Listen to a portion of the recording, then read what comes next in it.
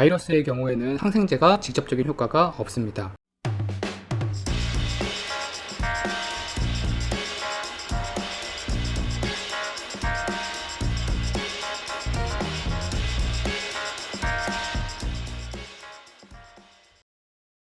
안녕하세요, 아유르베다 스토리입니다. 이번 영상에서는 감기약에 들어있는 항생제에 대해서 알아보고 어떻게 접근하는 것이 좋은지에 대한 아유르베다적인 이야기를 드려보도록 하겠습니다. 날씨가 많이 추워지면서 감기를 걱정하는 분들이 많아지고 있습니다. 코로나로 인해 감기에 걸리는 것이 더 예민하게 느껴지는 시기이기도 하는데요. 혹시 감기약에 항생제가 들어있다는 거 알고 계신가요?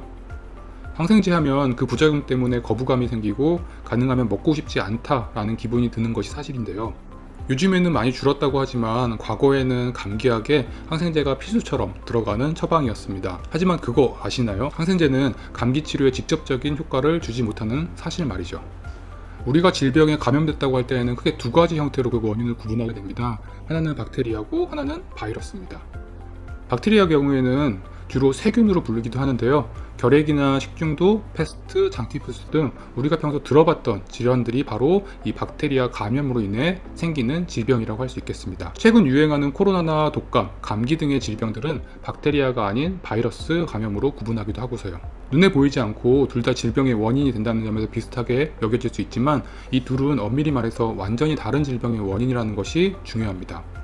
박테리아의 경우 최근 발생하고 있는 슈퍼박테리아를 예외로 둔다면 기본적으로 항생제를 통한 치료가 매우 효과적이기 때문입니다. 그에 반해 바이러스의 경우에는 항생제가 직접적인 효과가 없습니다. 그리고 감기는 박테리아가 아닌 바이러스성 질환이고요.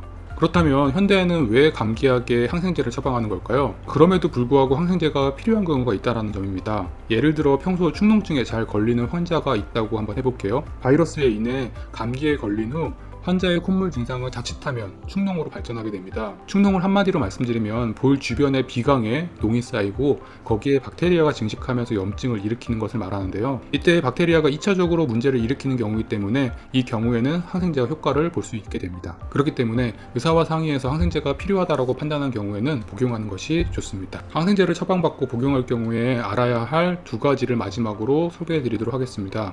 우선 첫 번째로는 항생제를 복용할 경우 유산균을 같이 복용하는 것이 좋다는 점입니다. 앞서 항생제가 박테리아를 죽이는 형태로 질병을 치료한다고 말씀드렸죠. 우리 몸에는 질병의 원인은 아니지만 매우 필요한 균들이 존재하는데요. 우리 몸 전체 세포 수만큼의 미생물들이 우리 장에 존재를 하게 됩니다.